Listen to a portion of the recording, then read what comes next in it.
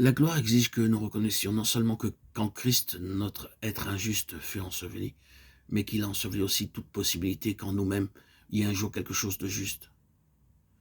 Vous êtes prêt à laisser enterrer votre pauvre moi malheureux et misérable? Mais vous n'êtes pas toujours prêt à saisir et à enterrer la capacité supposée de votre être à vouloir se justifier. Vous tournez encore autour de ce misérable cadavre, espérant qu'il produise une certaine vie. La seule chose à faire, c'est de le mettre là où Dieu l'a mis, de l'enterrer. Oh, misérable chrétien, demeure enterré, accepte le jugement de Dieu et finis-en avec cela. En vous-même, vous ne serez cependant pas meilleur quand vous aurez fait cela. Vous serez encore cet être misérable. Le fait est que vous devrez cesser d'avoir vos yeux sur vous, porter vos regards sur un autre, seulement, sur celui qui a pris votre place. Vous ne serez plus centré sur vous-même. Oui, le jugement et la mort doivent être acceptés. Et écoutez-vous ces voix néfastes qui suggèrent constamment que Dieu vous juge, vous, croyant, à cause de votre nature pécheresse. C'est ainsi que les difficultés, les épreuves, les étranges expériences au cours de votre vie vous sont présentées. Et il est extraordinaire de voir quelle sensation le diable peut faire éprouver à des croyants pour leur faire croire ou ressentir que Dieu les a délaissés. C'est le domaine dans lequel la bataille de la foi doit être soutenue. Contre nos expériences et les sensations de l'âme, vous pouvez avoir la preuve la plus merveilleuse un jour que le Seigneur est avec vous et qu'il vous utilise, déversant lui-même sa parole par vous, et à ce moment-là, vous n'avez aucun doute à son sujet, mais le jour suivant, ne pas ressentir que Dieu est dans votre univers. Laquelle de ces deux choses est une réalité? Est-ce que votre état conscient antérieur était seulement imaginaire, un peu d'hystérie, ou était-ce en fait? Est-ce que votre sensation du jour suivant était la réalité? Qu'était donc cet état? Une réalité, un fait, le résultat de votre imagination? Notez que ces sensations fluctuantes ne doivent pas être acceptées comme de vrais critères. Si Dieu jugeait votre nature pécheresse, Christ serait venu en vain.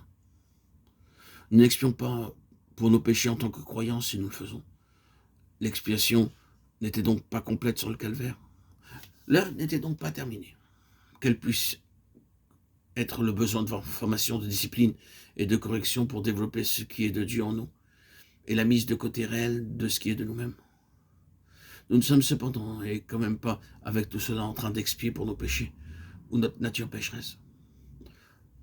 Ce fut fait quand un homme, nous rassemblant tous en lui-même, succomba sous les flots de la colère de Dieu. C'est cela, l'évangile pour les croyants. C'est l'évangile de la gloire du Dieu satisfait. Si vous voyez quelqu'un qui revient constamment à sa nature pécheresse, cette personne passe forcément par des temps difficiles et vous devez l'aider et être patient et compatissant envers elle, comprenant qu'il peut y avoir un certain arrière-plan pour expliquer cela. Cependant, si vous trouvez un croyant qui constamment, durant des mois ou des années, retourne à cela et remet en cause l'expiation, mettez juste l'accent sur ce qu'ils font. Ils ont ôté le calvaire, ils ont annulé en eux-mêmes l'œuvre de la croix, ils ont pris la place de l'agneau de Dieu, en essayant d'expier pour leurs propres péchés. Est-ce que vous êtes capable d'agir ainsi? À Dieu ne plaise. Or, combien de terribles problèmes sont liés au fait que l'accusateur des frères trouve un accès dans l'esprit des enfants de Dieu. Il y a cet aspect du Jourdain du côté de la mort, mais c'est seulement sur l'autre rive, quand le Jourdain a été traversé, que les cieux sont ouverts et la gloire manifestée. C'est quand la satisfaction absolue de Dieu est réelle et la justice accomplie qu'il y a la gloire, une fois accomplie.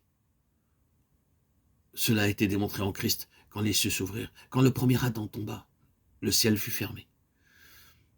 Autrement dit, le paradis était fermé, il n'y avait aucun accès. Mais quand le dernier Adam a pris et porté de manière symbolique tout cela au Jourdain, le premier Adam pouvait désormais entrer. Le paradis était réouvert, le ciel était réouvert, la gloire était en vue. Cela conduisait tout droit vers la transfiguration. Tout a réellement été porté à la croix, comme nous le savons, par le jugement et la croix. La pleine expiation et l'accomplissement de toute justice qu'il réalisait permettait d'accéder à la gloire. Ainsi, la Pentecôte introduisait la présence du Saint-Esprit dans les croyants. L'Église devenait une réalité. La nature étrange et particulière de cette dispensation, la proclamation de l'Évangile jusqu'au bout de la terre, attestait la gloire du Dieu satisfait. Dieu, dans cet homme inclusif et représentatif, avait satisfait sa propre nature et son propre objectif, qui avait présidé à la création de l'homme.